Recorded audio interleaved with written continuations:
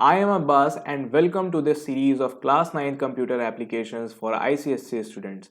आज की वीडियो में हम लोग कवर करने वाले हैं character sets in Java and types of character set, जहाँ पे हम बात करेंगे कि ASCII क्या होता है, that means American standard code for information interchange, and Unicode क्या होता है, और इनके बारे में हम बहुत ही डिटेल में समझने वाले हैं ये हैं क्या और इनका काम क्या है।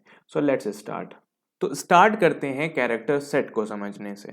अब कैरेक्टर सेट समझने के लिए यहाँ पर एक छोटा सा हम एग्जाम्पल लेंगे कि जिसके थ्रू हम कैरेक्टर सेट को बहुत अच्छे से समझ सकते हैं। ठीक है, छोटा सा एग्जाम्पल क्या, हम यहाँ पर कहेंगे एक छोटी सी कहानी है। कहानी कुछ ऐसी है कि एक हमारे पास एक कारपेंटर है, एक कारपेंटर है, लेट्स से एक कारपेंटर है। उस कारपेंटर के पास अपना एक टूल बॉक्स है, उस कारपेंटर के पास अपना एक टूल बॉक्स है। लेट से उसका कुछ इस तरह का टूल बॉक्स है। ठीक है, हर कारपेंटर के पास अपना एक टूल बॉक्स होता है।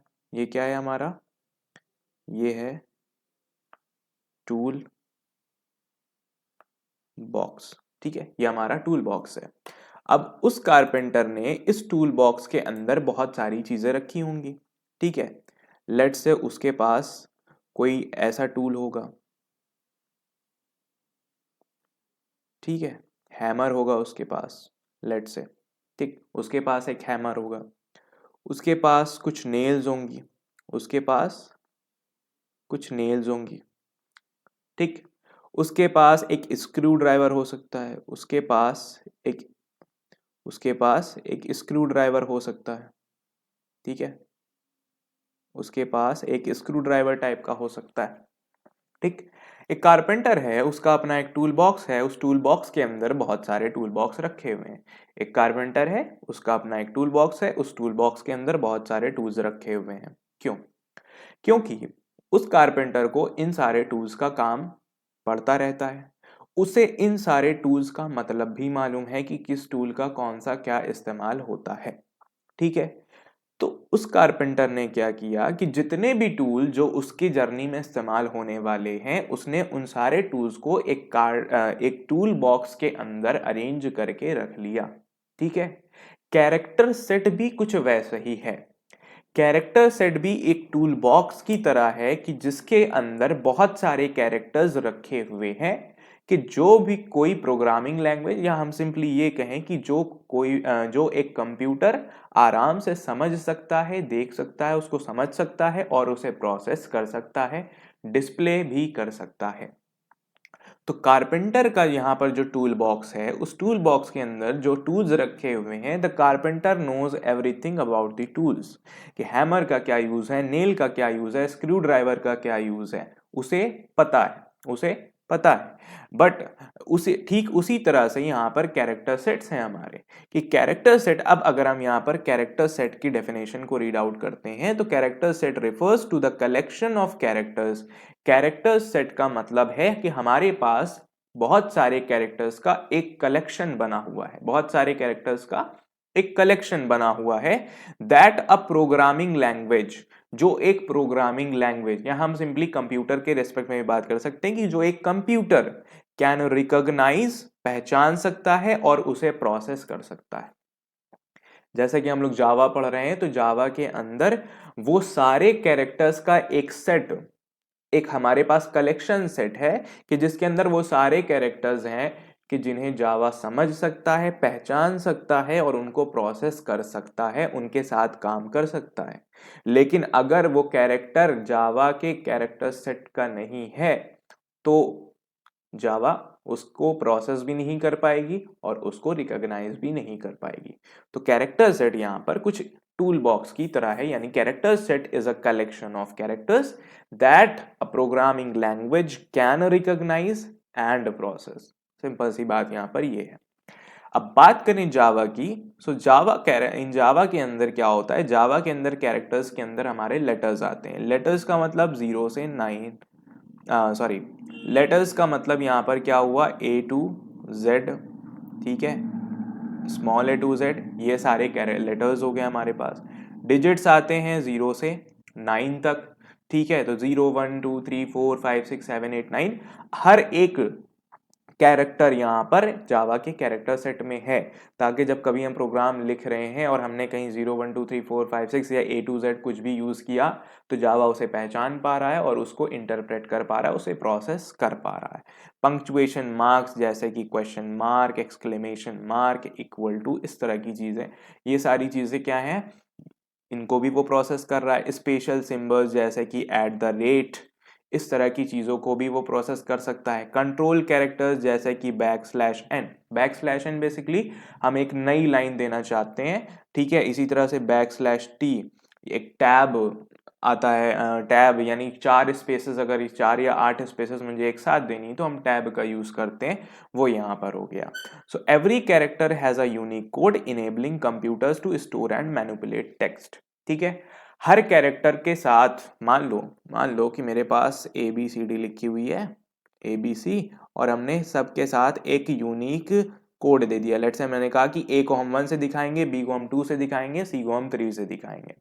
तो यहाँ पे यूनिक कोड का यही मतलब है कि हर कैरेक्टर के साथ एक यूनिक कोडिंग दे दी जाती है। अगर बात करें टूल बॉक्स के रेस्पेक्ट में, तो हर टूल को अपनी रेस्पेक्टिव पोजीशन दी गई है, ठीक है। अगर उस कारपेंटर के पॉइंट ऑफ व्यू से देखो तो उसका अपना एक तरीका होगा, अपना एक ऑर्गेनाइजेशन का वे होगा कि जहां पर वो अपने अपने अपने जो टूल्स हैं उन्हें सही जगह पर रखता होगा, और उसे जब उसे ढूंढना होता है तो उसे आसानी से मिल जाते हैं, बट कोई और अगर उसे ढूंढने की कोशिश करे तो उसे वो आसानी से नहीं मिलेंगे। बिल्कुल कुछ इसी तरह से कैरेक्टर सेट्स हमारे काम करते हैं, कि जो कि एक कैरेक्टर्स के, बहुत सारे कैरेक्टर्स के कलेक्शन है, जिसे कोई भी प्रोग्रामिंग लैंग्वेज, यानी अगर हम बात करें जावा की, वो उसे समझ सकता है, पहचान सकता है और उसे प्रोसेस कर सकता है, ठीक है। तो ये कहानी थी कैरेक्टर सेट की। अगर हम कैरेक्टर सेट के बारे में कुछ पॉइंट में, अगर बहुत छोटे छोटे पॉइंट्स में बात करने की कोशिश करें, तो कैरेक्टर सेट्स की कहानी यहाँ पर कुछ ऐसे हम कह सकते हैं, कुछ ये कहा जा सकता है कि कैरेक्टर सेट्स में जो सबसे पहली बात है, ये क्या है कि कैरेक्टर सेट एक कलेक्शन ऑफ कैरेक्टर होता है। क्या होता है? Collection of characters. कैरेक्टर्स का एक कलेक्शन है, कैरेक्टर्स का एक कलेक्शन है। दूसरी चीज हम ये कह सकते हैं, ये लाइब्रेरी ऑफ कैरेक्टर्स भी है, यानी कैरेक्टर्स की एक लाइब्रेरी की जगह है। अब लाइब्रेरी की अगर मैं बात करता हूं, तो लाइब्रेरी में बुक रखने की एक स्टाइल होती है, यानी कि हर बुक बहुत अपनी रेस्पेक्टिव पोजीशन पर होती है, कि जब भी लाइब्रेरियन को उसे ढूंढना होता है वो बहुत ही आसानी से उसे ढूंढ लेता है। कैरेक्टर्स की भी कहानी कुछ ऐसी, इनको अपने यूनिक कोड्स दे दिए गए हैं और उन कोड्स के थ्रू हम आसानी से इन कैरेक्टर्स को एक्सेस कर सकते हैं। लाइब्रेरी ऑफ कैरेक्टर्स हैं, और ये वो कैरेक्टर्स हैं कि जिन्हें जावा जावा कैन अंडरस्टैंड, जावा जिन्हें समझ सकता है, जावा कैन अंडरस्टैंड, ठीक है। इतनी बात समझ में आ रही है? आई होप कि कैरेक्टर सेट यहां तक समझ में आ गया होगा। फिर से रिपीट कर देते हैं कि कैरेक्टर सेट क्या होता है। So the character set refers to the collection of characters. Character set कुछ नहीं है, ये अगर मैथमेटिक्स पढ़ी है तो मैथमेटिक्स में भी सेट पढ़ा होगा, तो ये बिल्कुल वैसा ही एक सेट है कि जहां पर वो सारे कैरेक्टर्स इसके एलिमेंट्स हैं कि जिन्हें जावा समझ सकता है, या कंप्यूटर की बात करें तो कंप्यूटर समझ सकता है, पहचान सकता है और उन्हें प्रोसेस कर सकता है। तो कैरेक्टर सेट क्या हुआ? कलेक्शन ऑफ कैरेक्टर्स हुआ, कैरेक्टर्स का एक कलेक्शन, कि जिसे जावा रिकॉग्नाइज कर सकता है, पहचान सकता है कि हाँ मैं इस कैरेक्टर को पहचानता हूँ, मैं इस कैरेक्टर को पहचानता हूँ, और उन्हें वो प्रोसेस कर सकता है अकॉर्डिंगली, ठीक है। ये यहाँ पर सिंपल सी बात है। अब अगर थोड़ा सा और आगे जाते हैं, तो नेक्स्ट जो टॉपिक है हमारे लिए वो है types of character sets. Next जो टॉपिक है वो है टाइप्स ऑफ कैरेक्टर सेट्स। अब कैरेक्टर सेट्स यहाँ पर मेनली 3 तरह के होते हैं। अगर हम बात करें तो कैरेक्टर सेट्स मेरे पास यहाँ पर मेनली 3 तरह के हैं। एक है एस्काई, इसको अभी हम लोग डिटेल में देखने वाले हैं। दूसरा है इसी का एक्सटेंडेड वर्जन, इसी का एक्सटेंडेड वर्जन जिसे हम कहते हैं एक्सटेंडेड एस्काई। अब क्या फ़र्क है एक एस्काई में और एक्सटेंडेड एस्काई में, वो देखेंगे अभी। और फिर लास्टली हमारे पास आता है यूनिकोड। ठीक है, ये भी हमारे पास होता है यूनिकोड। तो तीन तरह के बेसिकली अगर बात करी जाए तो मेनली बस दो तरह के कैरेक्टर सेट्स होते हैं, एक होता है एस्काई और एक होता है यूनिकोड। एस्काई में भी एक है एक्सटेंडेड एस्काई जो उसी का इम्प्रूव्ड वर्जन है, बाकी कुछ उसमें नया नहीं है। ठीक है, तो दो ही तरह के मेन हमारे पास कैरेक्टर सेट होते हैं, एक होता है एस्काई और एक होता है यूनिकोड। अब दोनों को डिटेल में समझने की कोशिश करते हैं। तो सबसे पहले हम बात करेंगे, सबसे पहले हम बात करेंगे एस्काई कोड की। सबसे पहले हम बात करेंगे एस्काई कोड की। सबसे पहले एस्काई कोड की बात करनी है, जिसमें हम सबसे पहले देखते हैं कि इसका फुल फॉर्म क्या है। So the ASCII stands for American standard code for information interchange. अगर इसके फुल फॉर्म की बात करें तो यहाँ पर A stands for American, S stands for standard, C stands for code, and then in I stands for information and then for interchange. तो ASCII का जो फुल फॉर्म होता है वो हुआ American standard code for information interchange. ठीक है, अब अमेरिकन एस्काई जो एक कैरेक्टर सेट हमारा बना, इसको बेसिकली बनाया गया था, ये सबसे पहला ऐसा कैरेक्टर सेट है जो बनाया गया था। ठीक है, यानी यूनिकोड से पहले जो बना वो था एस्काई, और ये सबसे पहला कैरेक्टर सेट बनाया गया था। अब इसमें हुआ क्या था, अगर हम यहाँ पर बहुत ध्यान से यहाँ पर रीड करते हैं तो ASCII assigns an unique numerical code to each character which is stored in binary form. बहुत सिंपल सी बात है यहाँ पर कि एस्काई के अंदर जो कैरेक्टर्स होते हैं, हर कैरेक्टर को एक नंबर असाइन कर दिया जाता है कि हाँ तुम्हारा ये नंबर है, तुम्हारा ये नंबर है, तुम्हारा ये नंबर है। ठीक है, और नंबर असाइन करने के पीछे जो रीज़न है वो ये है कि नंबर्स को हम आसानी से बाइनरी फॉर्म में कन्वर्ट कर सकते हैं, और बाइनरी फॉर्म में कन्वर्ट करने के पीछे जो राज है वो यही है कि कंप्यूटर उसे आसानी से समझ सकता है। ठीक है, तो अब यहाँ पर एक एक करके एस्काई के बारे में थोड़ा डिटेल में बात करते हैं। तो जो सबसे पहली बात एस्काई की हमें यहाँ पर समझ में आई वो ये समझ में आई कि यहाँ पर each here each character here each character is assigned a number. ठीक है, एस्काई जो स्टैंडर्ड बनाया गया कैरेक्टर सेट का, ठीक है, ये एक ऐसा कैरेक्टर सेट है कि जिसके अंदर पहली बात एस्काई एक कैरेक्टर सेट है, दैट मीन्स कि यहां पर बहुत सारे कैरेक्टर्स का एक कलेक्शन है। इस कलेक्शन के अंदर जो कैरेक्टर्स हैं यहाँ पर हर एक कैरेक्टर को एक नंबर असाइन किया गया। सबसे पहली चीज, हर एक कैरेक्टर को एक नंबर असाइन किया गया। वजह क्या थी कि बाद में हम इस नंबर को बाइनरी फॉर्म में कन्वर्ट कर सकते हैं। बाद में हम इस नंबर को बाइनरी फॉर्म में कन्वर्ट कर सकते हैं, दैट मीन्स जीरो और वंस के फॉर्म में कन्वर्ट कर सकते हैं। ठीक है, यहां तक बात समझ में आती है। ये बिल्कुल ऐसा है, यानी एस्काई कोड के बारे में अगर हम रियल वर्ल्ड लाइफ से थोड़ा रिलेट करने की कोशिश करें तो ये बिल्कुल ऐसा है कि अगर हम किसी स्टोर में जाते हैं, हर आइटम के पीछे यानी हर चीज के पीछे एक बारकोड लगा हुआ होता है।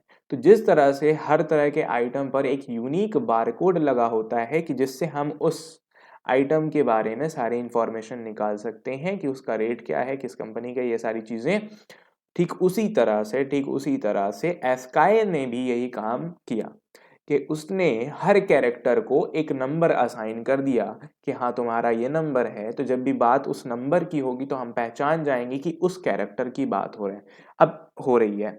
इसको और थोड़ा सा क्लियर करने के लिए यहाँ पर हम एग्जाम्पल्स की बात करते हैं। ठीक है, एग्जाम्पल से पहले कुछ और बातें। सबसे पहली चीज, एक और चीज है एस्काई के बारे में कि that it is the earliest encoding standard.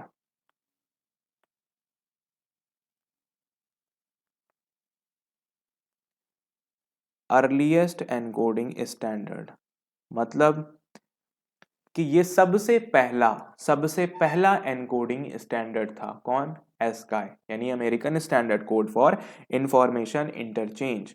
और इसको डेवलप किया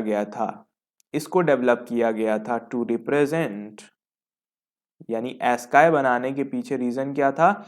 टू रिप्रेजेंट कैरेक्टर्स, या फिर जो हम कह सकते हैं टेक्स्ट, ताकि हम टेक्स्ट को कंप्यूटर्स में आसानी से रिप्रेजेंट कर सकें। और भी जो बहुत सारी डिवाइसेस होती हैं कंप्यूटर्स के अलावा, वहाँ पर हम टेक्स्ट को यानी ABCD अल्फ़ाबेट्स ये सारी चीज़ें दिखा सकें। इसके लिए बनाया गया था एस्काई कोड। अब कंप्यूटर्स और डिवाइसेस के बारे में हम बहुत अच्छे से जानते हैं कि वो क्या करती हैं, वो बाइनरी लैंग्वेज को समझती हैं। और बाइनरी लैंग्वेज किसी भी नंबर को जो नॉर्मली हम अपने डेली लाइफ में यूज़ करते हैं, हम उसे बाइनरी में आसानी से कन्वर्ट कर सकते हैं। तो किसी भी कैरेक्टर को कंप्यूटर में दिखाने के लिए उसको एक नंबर दे दिया गया, एक यूनिक नंबर, कि जिससे उसकी पहचान होगी। उस नंबर के थ्रू उसे कंप्यूटर में स्टोर करा जा सकता है, डिस्प्ले किया जा सकता है, और उसी नंबर के थ्रू उस कैरेक्टर को मशीन के ऊपर यानी कंप्यूटर के ऊपर या फिर डिवाइस के ऊपर डिस्प्ले हम कर सकते हैं। यही सिंपल सा फंडा था इसके पीछे का। ठीक है। और अगर बात करी जाए एस्काई कोड के बारे में, तो ये 7 बिट्स यूज करती है। एस्काई जो है, ASCII encoding standard, it uses 7 bits use करती है। और अगर 7 बिट्स यूज करती है, दैट मीन्स कि 2 की पावर 7, मतलब कि 128 यूनिक कैरेक्टर्स को ये रिप्रेजेंट कर सकती है। 128 यूनिक कैरेक्टर्स को ये यहाँ पर रिप्रेजेंट कर सकती है। ठीक है, ये सिंपल सा यहाँ पर कहानी थी। अब एक चीज और है, कुछ लोगों को यहाँ पर बिट्स के बारे में समझ में नहीं आ रहा होगा। सो बिट की यहाँ पर कहानी क्या है? अगर हम बिट की कहानी की बात करते हैं, तो बिट यहाँ पर स्मॉलेस्ट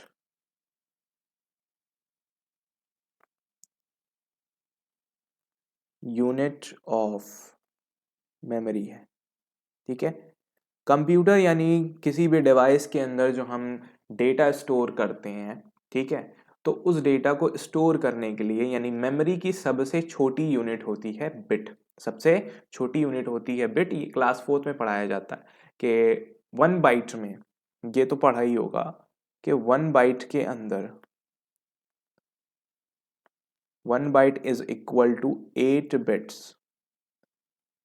1 बाइट जो है वो 8 बिट्स के बराबर है, 8 बिट के बराबर होता है 1 बाइट हमारा। ठीक है, तो एस्काई क्या करता है? एस्काई अपने एक कैरेक्टर को रिप्रेजेंट करने के लिए 7 बिट की जगह लेता है मेमोरी के अंदर। यहां पर ये मतलब है, ठीक है, मैक्सिमम वो 7 बिट की ही जगह लेगा। ठीक है, उसे किसी भी कैरेक्टर को रिप्रेजेंट करना है, वो ज्यादा से ज्यादा 7 बिट की जगह लेगा। और थोड़ा सा मेमोरी कैलकुलेशन करने के बाद पता चलता है कि अगर एस्काई 7 बिट की मेमोरी लेता है फॉर ईच कैरेक्टर, तो उस हिसाब से उसके पास कैपेबिलिटी है कि वो 128 यूनिक कैरेक्टर्स को डिस्प्ले करा सकता है। यानी कि एस्काई की जो कैपेसिटी है वो 128 कैरेक्टर से ज्यादा की नहीं है। ठीक है, अब इन 128 कैरेक्टर्स में जो हमारी मेन चीजें इंक्लूडेड हैं, अगर हम बात करें इन 128 कैरेक्टर्स में,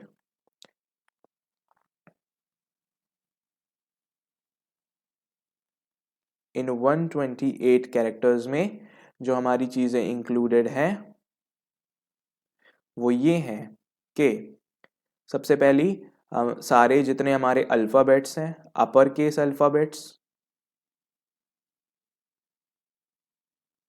ठीक है, अपर केस अल्फाबेट्स जितने हमारे लोअर केस अल्फाबेट्स हैं,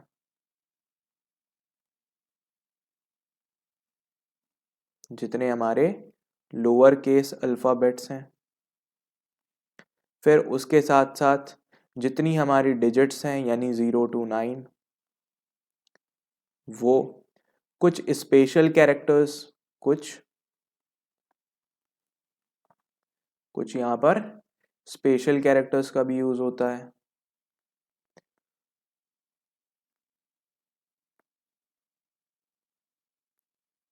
कुछ स्पेशल कैरेक्टर्स जैसे कि @ वगैरह, और कुछ कंट्रोल कैरेक्टर्स, कुछ कंट्रोल कैरेक्टर्स,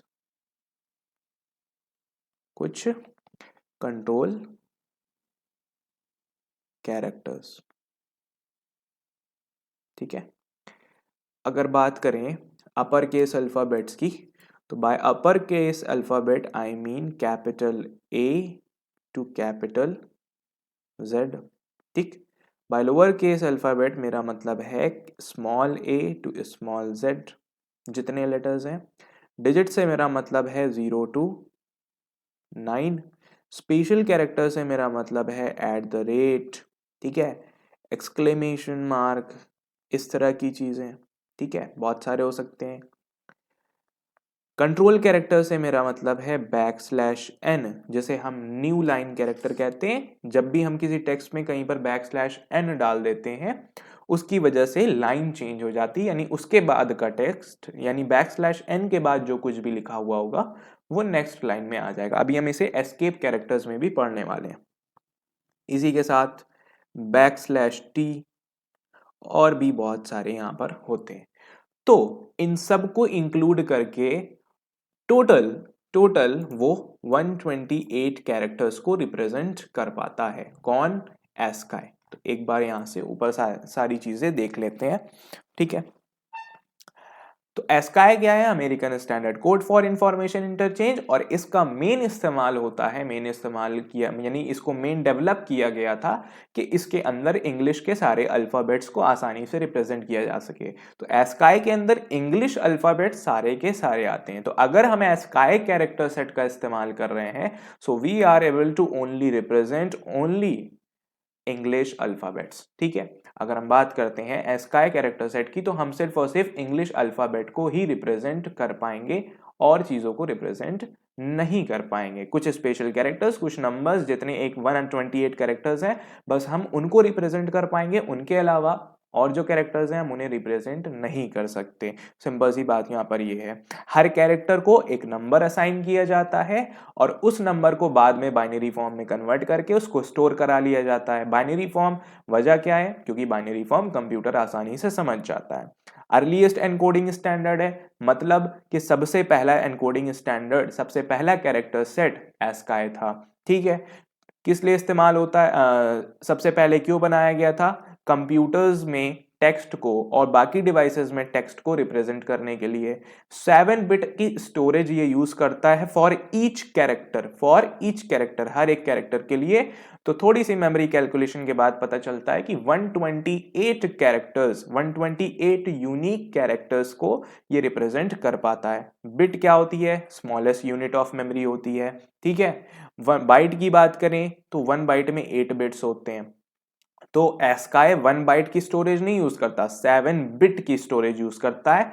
एक बिट कम है यहां पर, तो हम 1 बाइट नहीं बोल सकते, हम बोलेंगे 7 बिट की स्टोरेज यूज करता है फॉर ईच कैरेक्टर। और 128 कैरेक्टर्स में से ये upper case alphabets, lower case alphabets, digits, special characters और कंट्रोल कैरेक्टर्स को यहां पर रिप्रेजेंट करता है। थोड़ी सी एस्काई की मैपिंग को समझते हैं, यानी एस्काई के अंदर कैसे मैपिंग दी गई है, यानी नंबर्स को किन हिसाब से मैपिंग दी गई, ये समझने की कोशिश करते हैं। मैपिंग का मतलब क्या हुआ? हर एक कैरेक्टर को यहाँ पे कौन सा यूनिक नंबर असाइन किया गया है, ये देखना है हमें यहाँ पर। तो बात करें यहाँ पर, तो सबसे पहले कैरेक्टर मैपिंग की।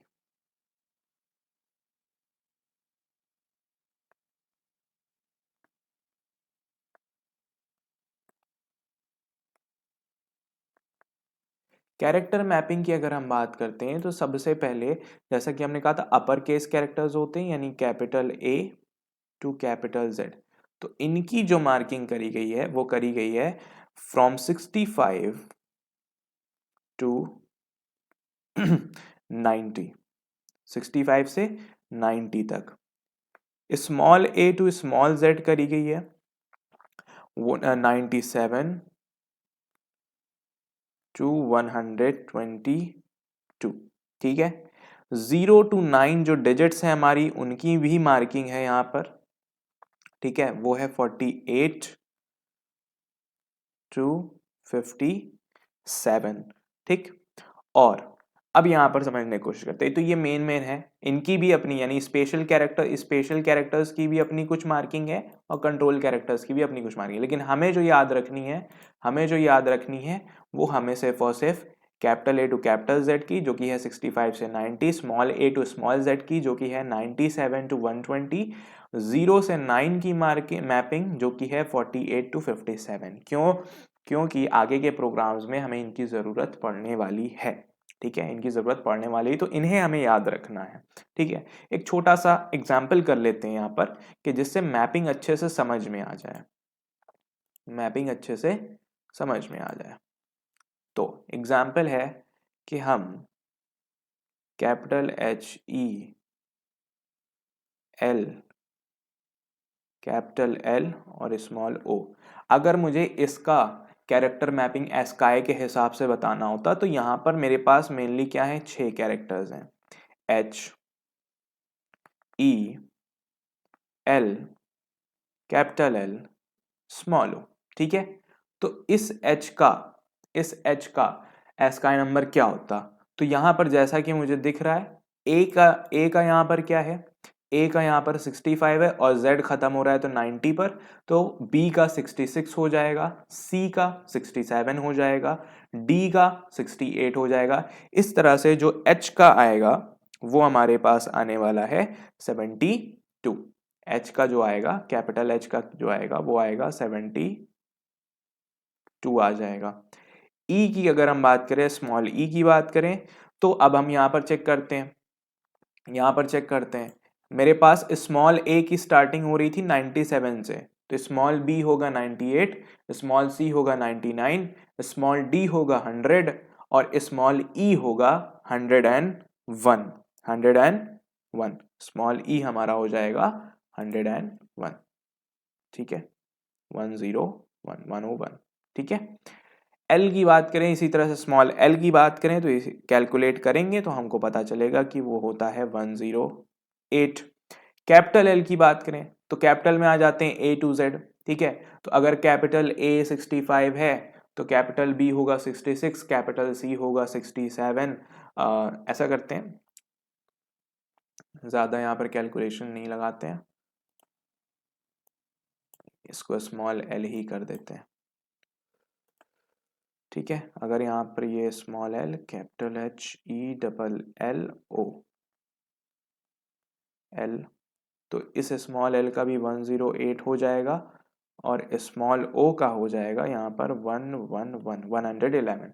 अगर हम इसको इसी तरह से कैलकुलेट करते हैं तो हमें ये सारे नंबर्स मिलने वाले हैं। तो अगर एक और फिर इसके बाद यहाँ पर इस तरह से चीज़ें 72 फिर ये अपने बाइनरी में कन्वर्ट होगा, कुछ 0 1 डॉट डॉट ऐसे करके, 101 भी बाइनरी में कन्वर्ट होगा, 108 भी बाइनरी में कन्वर्ट होगा, ये वाला 108 भी बाइनरी में कन्वर्ट होगा, ये वाला 11 भी बाइनरी में कन्वर्ट होगा और फिर जा करके वहाँ पर कंप्यूटर को समझ में आएगा कि हमने हेलो लिखा है। समझ में आ रही है इतनी बात? ठीक है, बाइनरी की अगर हम बात करें तो एक छोटा सा एग्जाम्पल यहाँ पर ले लेते हैं। जैसा कि कैपिटल ए हमारे पास होता है, 65, कैपिटल ए की एस्काई वैल्यू 65 है, तो 65 जो है ये बेस 10 है, यानी डेसिमल नंबर सिस्टम के हिसाब से। ये अब नंबर सिस्टम क्या होता है इस पर भी ज़्यादा ध्यान देने की ज़रूरत नहीं है, क्लास 11th का टॉपिक है ये। तो आगे चलते हैं, तो 65 का जो कोड बनता है, बाइनरी कोड, वो बनता है 10000001। ठीक है, ये बनता है। ठीक, उसी तरह से अगर हम स्मॉल ए की बात करते हैं तो स्मॉल ए जो कि होता है 97, जो कि हमारा डेसिमल में होगा, तो ये हो जाएगा मेरा 11000001। और ये हो गया बाइनरी। कुछ इस तरह से होता है वहां पर, ठीक है। तो इतना हमें डिटेल में जाने की जरूरत नहीं। तो यहाँ तक एस्काई की जो पूरी कहानी है वो जो है खत्म हो जाती है। यानी एस्काई कोड क्या होता है यहाँ पर हमको समझ में आ जाता है। एक वेबसाइट का लिंक यहाँ पर हम बता रहे हैं, अगर आप देखना चाहते हैं कि कौन से एस्काई कैरेक्टर को किस तरह का कोड दिया गया है, यानी किस कैरेक्टर को कौन सा एस्काई कोड दिया गया है, वो चेक करना चाहते हैं, तो वेबसाइट का नाम है ASCII यानी ASCII hyphen CODE ASCII hyphen code .com, ठीक है। इसको आप चेक कर लीजिए, ये वेबसाइट का लिंक है, ठीक है। इस वेबसाइट पे आप चेक कर सकते हैं कि एस्काई कोड क्या क्या है, ठीक है। इसके बाद हमारा एस्काई जो है यहाँ पर खत्म हो जाता है। तो जब हमने बात एस्काई की कर ली है, तो अब थोड़ी सी बात एक्सटेंडेड एस्काई की भी कर लेते हैं। एस्काई और एक्सटेंडेड एस्काई में थोड़ा सा ही डिफरेंस है और उस डिफरेंस को समझने की यहाँ पर कोशिश करते हैं। हुआ क्या, जब हम बात एस्काई की कर रहे थे तो एस्काई के अंदर हमारे पास इतने ज्यादा कैरेक्टर्स हम रिप्रेजेंट नहीं कर सकते थे, हम सिर्फ 128 कैरेक्टर्स को रिप्रेजेंट कर सकते थे। तो फिर थोड़ा सा किया क्या गया कि उसको थोड़ा सा और इम्प्रूव करने के लिए, यानी और भी बहुत सारे कैरेक्टर्स को रिप्रेजेंट करने के लिए यहाँ पर इंट्रोड्यूस किया गया एक्सटेंडेड एस्काई। अब एक्सटेंडेड एस्काई एस्काई से इस तरह से डिफरेंट है कि यहाँ पर जो मेन चीज है वो ये है कि it uses 1 byte to represent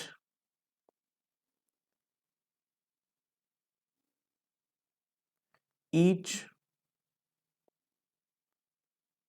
character, ठीक है। यहां पर सिंपल सी बात यही है कि इसने क्या कहा, इसने ये कहा कि हम 1 बाइट की जगह लेंगे हर कैरेक्टर को रिप्रेजेंट करने के लिए। अब जैसा कि हम जानते हैं, अगर ये कह रहा है कि ये 1 बाइट की जगह लेगा, तो 1 बाइट की जगह लेने का मतलब हुआ कि 8 बिट मेमोरी की ये बात कर रहा है, 8 बिट मेमोरी की बात कर रहा है। जहां हम बात करते थे एस्काई की कि जो 7 बिट स्टोरेज का इस्तेमाल करता है, 7 बिट मेमोरी का यूज करता है हर एक कैरेक्टर को रिप्रेजेंट करने के लिए, वहीं एक्सटेंडेड एस्काई ने 1 बिट बढ़ाई और इसने कहा कि हम 8 बिट का इस्तेमाल करेंगे हर एक कैरेक्टर को रिप्रेजेंट करने के लिए। अब उससे फायदा क्या होगा, उससे फायदा बहुत बड़ा हुआ। वो ये हुआ कि जब इसने कहा कि हम हर एक कैरेक्टर के लिए 8 बिट का स्टोरेज यूज करेंगे, तो थोड़ी सी मेमोरी कैलकुलेशन करने के बाद पता चलता है कि 2 की power 8 is equal to 256। That means कि एक्सटेंडेड एस्काई के अंदर हम 256 यूनिक कैरेक्टर्स को रिप्रेजेंट कर सकते हैं। हम 256 यूनिक कैरेक्टर्स को रिप्रेजेंट कर सकते हैं। जहां हम सिंपल एस्काई के अंदर जो सबसे पहली बनी थी, जिसमें 7 बिट की स्टोरेज का इस्तेमाल हो रहा था, वहां पर हम सिर्फ और सिर्फ 128 यूनिक कैरेक्टर्स को रिप्रेजेंट कर पा रहे थे। वहीं एक्सटेंडेड एस्काई ने 1 बिट स्टोरेज बढ़ा करके उस रिप्रेजेंटेशन नंबर को डबल कर दिया, यानी 128 से 256 कर दिया। तो अब क्या कर पा रहे थे कि अब हम कुछ एक्स्ट्रा यूरोपियन कैरेक्टर्स को भी रिप्रेजेंट कर पा रहे थे, ठीक है। अब हम कुछ एक्स्ट्रा यूरोपियन और जो लैटिन कैरेक्टर्स हैं हम उनको भी रिप्रेजेंट कर पा रहे थे।